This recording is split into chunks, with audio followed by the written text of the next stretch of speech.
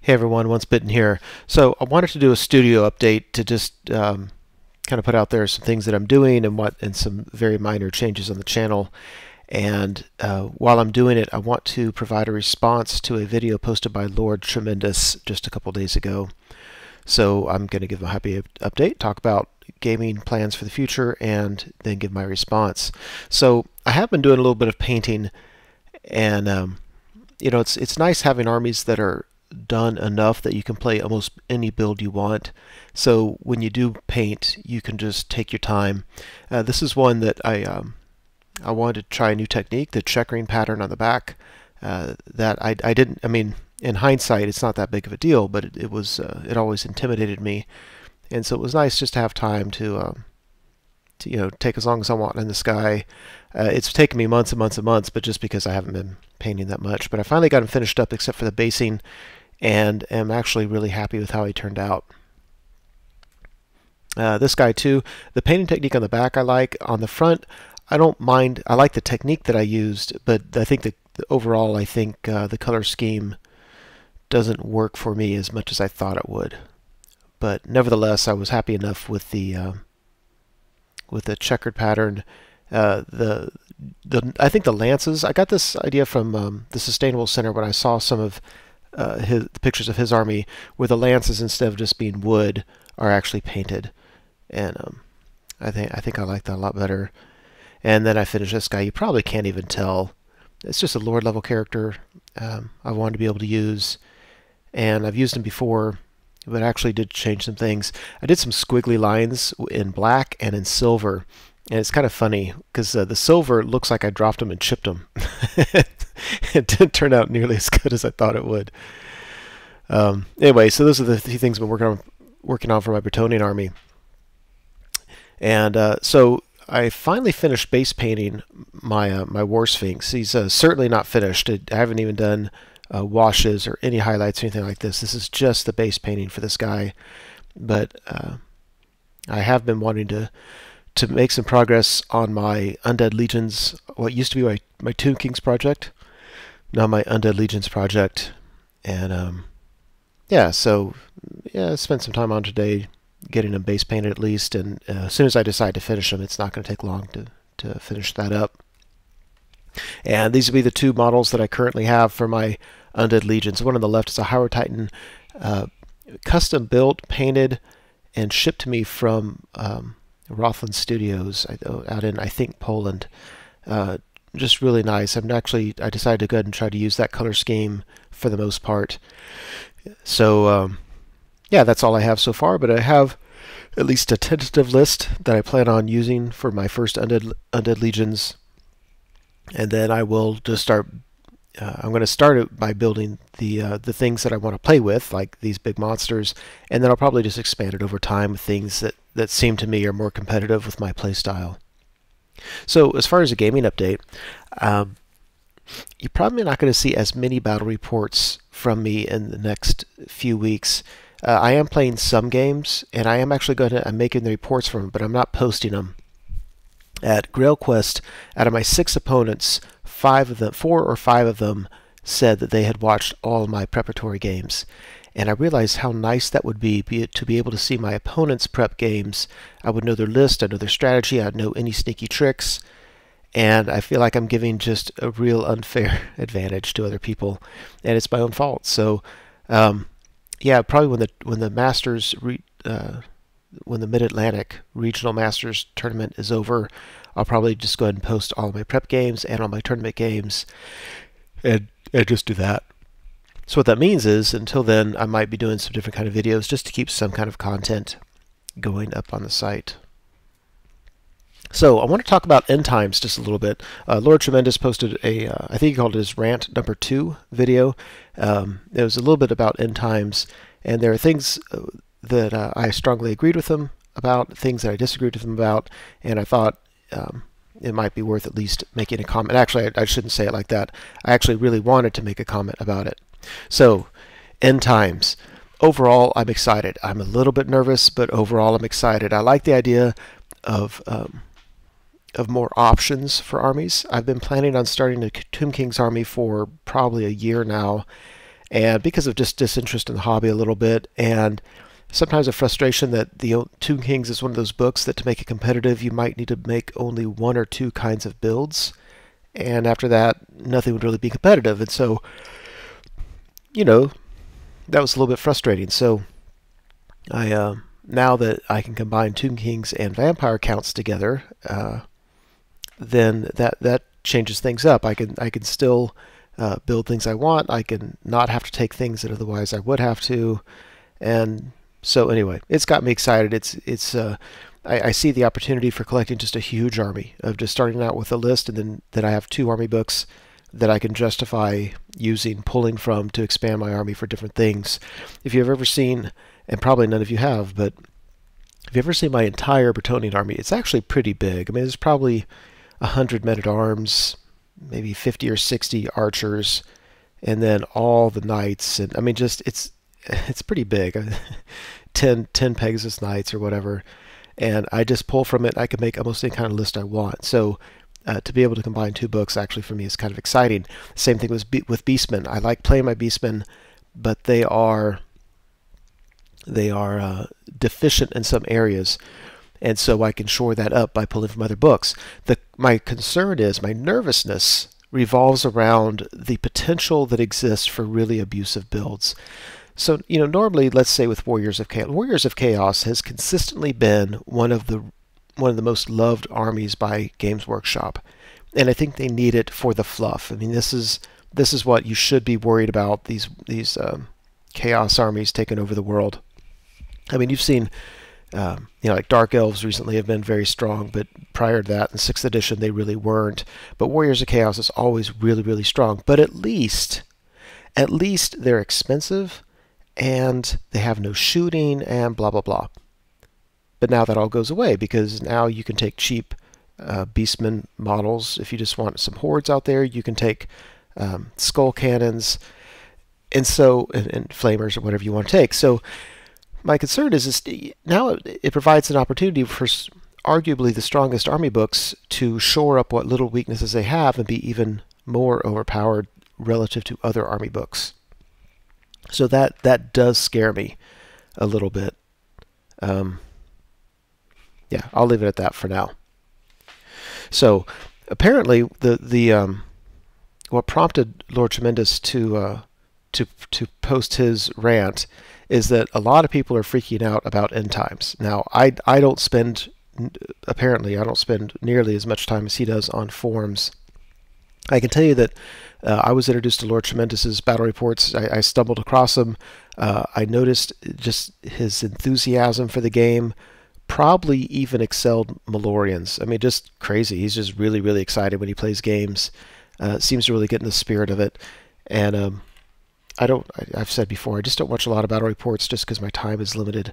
But when I do, oftentimes he is one of the ones I watch. But apparently he spends a lot of times in the forums. He's seen a lot of people saying, oh my gosh, I hate the changes that this portends. I'm just going to quit playing the game or whatever. So some comments he made in his video that I agree with. One, if you don't like the Legion rules, you're not forced to play them. You can still play the army books without incorporating those rules. I mean, we don't know. I mean, apparently the 50-50 rule is now been just errated, and that's there for everybody. But other than that, it's a game. Nobody's forcing you to play anything. If you can tell your opponents that you'd like to stick with strict army books or whatever. So yeah, I agree with that sentiment. He says, before freaking out about it, maybe just give it an honest shot and see if the games are more fun. Because the few battle reports I've seen on it, the people who are playing it are saying exactly that. Hey, this is actually just a lot of fun. I mean, even Nagash, which is, overpowered and ridiculous and all that, but when people are playing games, they're like, yeah, but you know what? It worked. It was fun. I would reiterate that it's rekindled my interest in an undead army with the flexibility that it has. So those are things I absolutely agree with LordTremendous. One thing I adamantly disagree with is the notion of comp systems.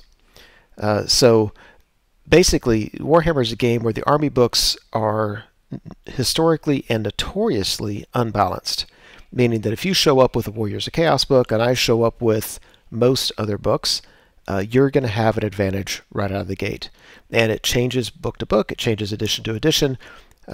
I express very frequently my frustration at the end of 7th edition when books like the Demons of Chaos, for instance, came out, and it was so overpowered relative to everybody else that, and then especially if you min-maxed and you tried to create as powerful a build as you could with the Demon book, it was very much an advantage over any army I would bring.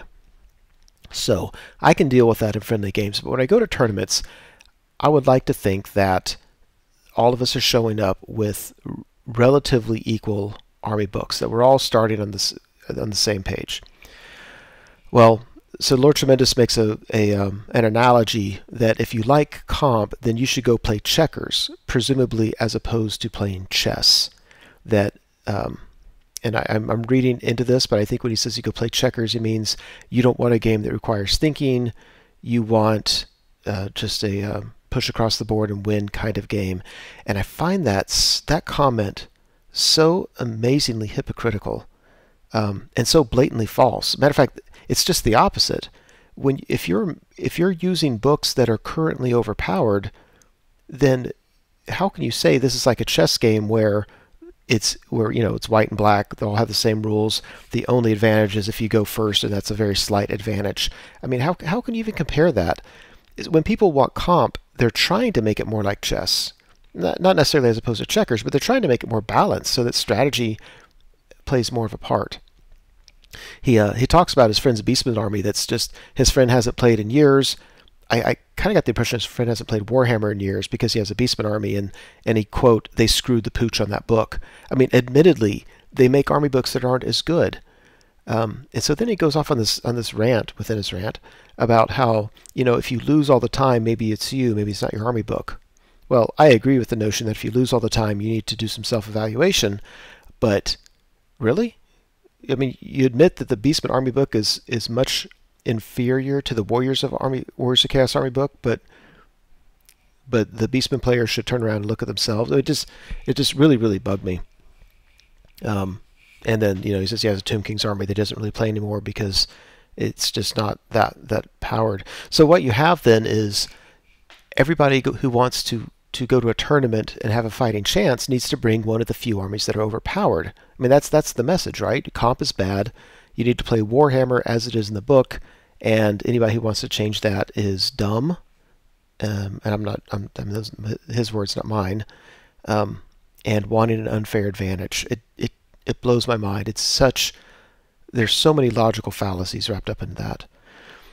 Quote, people who play ETC, it's not even Warhammer anymore. And I will admit that ETC takes comp probably to an extreme, but every edition of Warhammer, people who like the previous edition says, oh, it's not even Warhammer anymore. There's nothing sacred about the damn Warhammer rulebook. The writers of the book say, please change the rules. Make it the way you want to play it. Make it the way that you seems right. Because it's such a kind of a complicated rule set that it'd probably be impossible to playtest it enough to make it perfectly fair. And they just say that, and they say, change the rules. Do what you want. So another analogy that LT made was it's like playing chess and saying, oh wait, you can't use your bishop because I don't want that. And again, I cry foul. That is such a logical fallacy, just such an unfair analogy. Bullshit, Lord Tremendous. Bullshit. What it's saying is you want to show up with your Warriors of Chaos army that has an extra bishop. And the other side who's playing, I don't know, maybe a Beastman army is saying, hey, what if we tried to make it, I don't know, somewhat even? And so you can't use one of your 3 bishops, so let's try to make a game of this. Yeah, bad analogy. I would point out, by the way, that when you belittle people that want to play comp, you need to look at the facts. I was at the National Masters Tournament last year, which was a Swedish comp event. And what any kind of comp does, it says you've got to look at the rules, you've got to look at the different armies, you've got to look at the comp system, and then you have to devise what kind of list can I bring that will be competitive in that environment. And every time the comp changes, your list has to change, your strategy has to change, the meta changes. It's a very complex game. So we have arguably the best players in the country at the same tournament. And who cleans house? The players from the Northeast, because up there they play comp a lot. And they're playing against guys that normally just play by as it is in the book, where you can bring the same old stuff and they got it handed to them. Now, I'll be the first to admit I was not rooting for the Northeast. I liked the guys individually. A couple of them were very vocal on the forums and bragging about how good they were going to do, and damn it all, they did just as well as they said they were going to do. So I don't think you can point to those players and say, oh, you're dumb, you want an unfair advantage, that's why you use comp. I think that's just a really bad interpretation of the facts. Quote, don't make up your own rules and call it a GT, that's disgusting.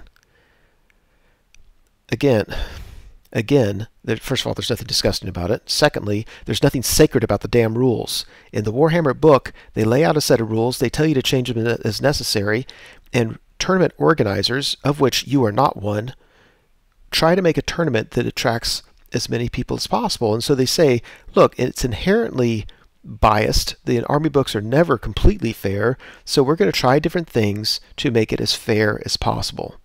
And that is not disgusting. So one thing that was said over and over again in this rant that obviously rubbed me the wrong way was everyone's entitled to their own opinions. And I wonder, what the hell does that even mean? Because if it means you're entitled to have an opinion and we're not going to come shoot you or throw you in jail, then I would agree with that. If you mean everyone's entitled to their opinions and we should respect it, well, first off, your video was more than a little disrespectful to anyone who disagreed with your views on comp or your views on how Warhammer should be played or anything like that. So I don't think that you're entitling people to their opinions.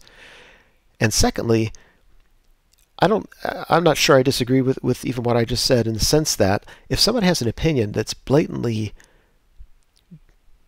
bad by some justification, then what does it mean they're entitled to it? Of course you can call them on it. So, as a leader of the community, and I'm calling Lord Tremendous a leader of the community because he's starting to put out so much content that, and he has, I think, 3,000 followers, so that's better than most, then I think it's incumbent upon you to practice a little better etiquette for the sake of building the community and not trying to tear it down. So, quote, I consider myself of average intelligence.